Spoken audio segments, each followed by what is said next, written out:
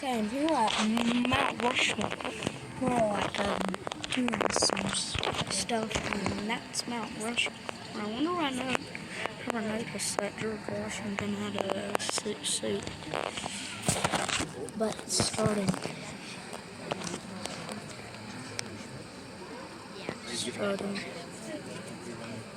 I did it. They may be testing it. Yeah, I wonder why it started like as soon as I'm not sure. I was like Someone's filming. coming out, Ranger. Okay. It's your ranger.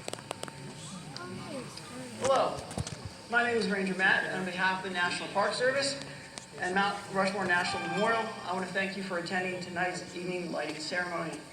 The topic of tonight's Rangers Talk will be about passions and how they affected some of the presidents. There's some announcements that I need to make. Before we begin, please don't forget to pay for parking. There are pay stations underneath the first archway in the Carver's Cafe, the gift shop, and on each lower level of the parking structure. During this evening's ceremony, if you need a park ranger for assistance, there's one at the front desk of the Lincoln Boardroom Visitor Center, which is just behind you for those of you in the amphitheater. For those of you up top, it's down below you. Please make sure that you check your areas for your possessions. Make sure that you take care of your trash, and please recycle what you can. Parents, please don't forget your children. Please don't forget your I parents. won't forget you then. If you plan to separate from your forget me, group, Dad. please identify a gathering location that you can easily reconnect. Thank you for obeying the speed limit on your way home. There will be lots of preachers out, and we want to make sure that all of us get home safely.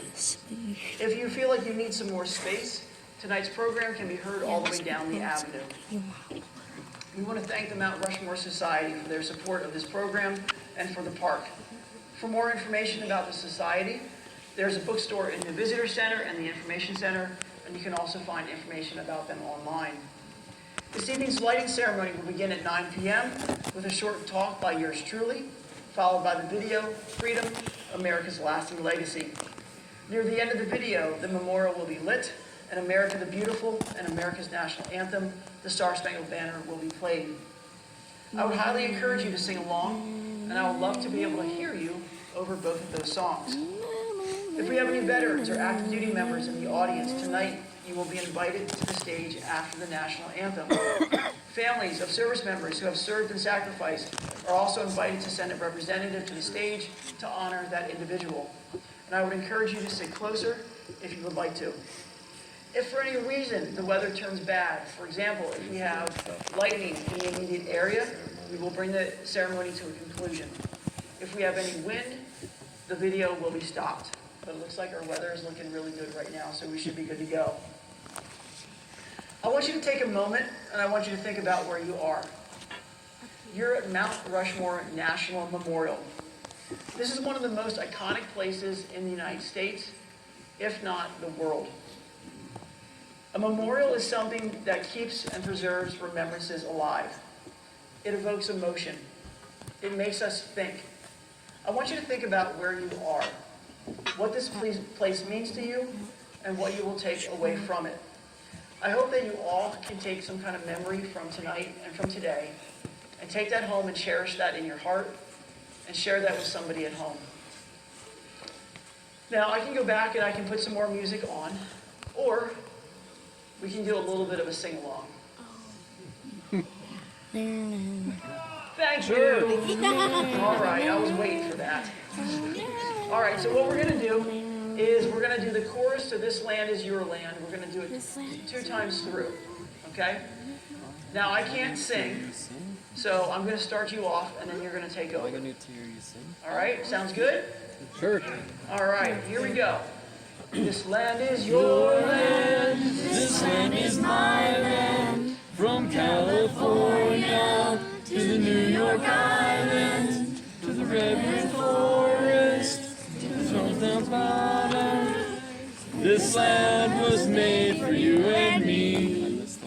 This land is your land. This land is my land. From California to the New York Island, to the redwood forest, to the coastal waters.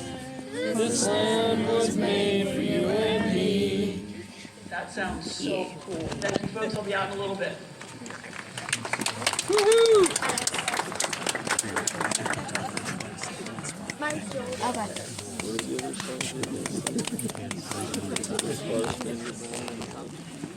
I think a miracle would be.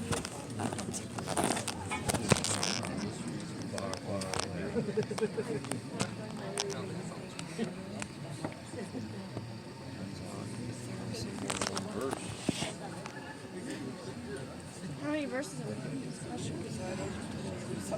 The other verses of the Star Spangled Banner are amazing. But nobody really knows it's something. No. They're Oh, it's closing. It's closing. he like wrote That's my rushmore.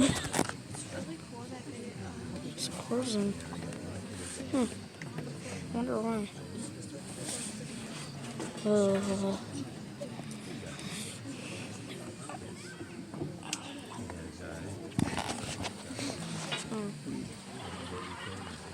Why are people laughing?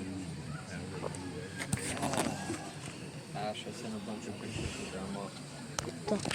Why are people laughing? You need to like airdrop all your pictures to me.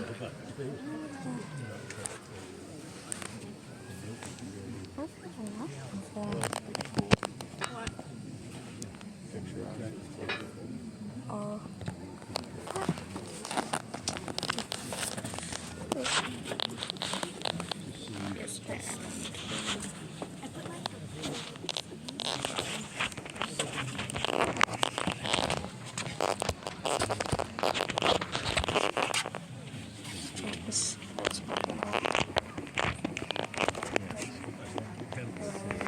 Terrible. It's Spider-Man.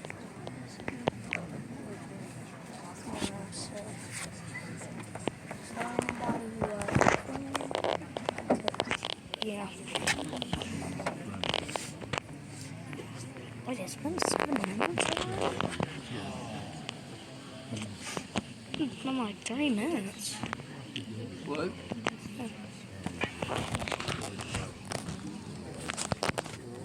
I'm gonna cut this just by. Okay, I'm back. I'm back.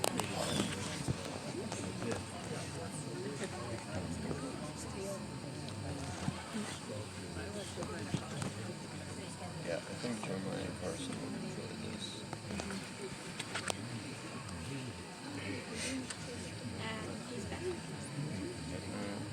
He didn't send that last one. Wait, the same person is here. Send it when we get back to the hotel. Passions. They define us, they inspire us, they guide us to be the people that we are. A passion is defined as an emotion that is a strong liking or desire for or devotion to some activity, object, or concept. What is your passion? Does it define you? Does it inspire you? Does it guide you to be the person that you are? Or have you yet to find your passions in life yet? As you sit and reflect upon the men on the mountain, I'm going to talk about two of those individuals and how their passions help to define them, inspire them, and guide them to be the great leaders that they were. George Washington is carved on the mountain because he represents the birth of the nation. We know him from his time in the Revolutionary War, during the Constitutional Convention, and during his term as our first president.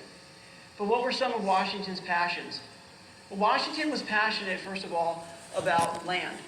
At an early age, he was a surveyor as one of his first jobs.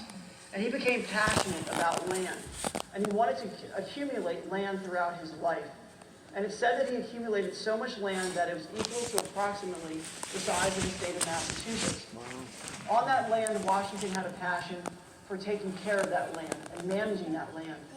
He would read manuals to make sure that he understood new and different techniques for growing crops. He practiced proper crop rotation, so that way his crops would not take too many nutrients out of the soil. And he also went about to help develop a plow that would drop seeds into the furrows as they were being planted. Washington was also very passionate about the treatment of others, both animal and human. Washington loved his horses, and he treated them with the utmost respect. He would go out every day for 4 to 5 hours to check on his land and his fields. And he would do that every day except for Sunday. When he would return, he would have a specific group of servants take care of those horses because he respected them and he loved them and he was passionate about taking care of them. Well, Washington had those servants take care because they were trained in a very specific way about how to take care of those horses. He also showed his passion for his horses by writing about them on a regular basis in his daily journals.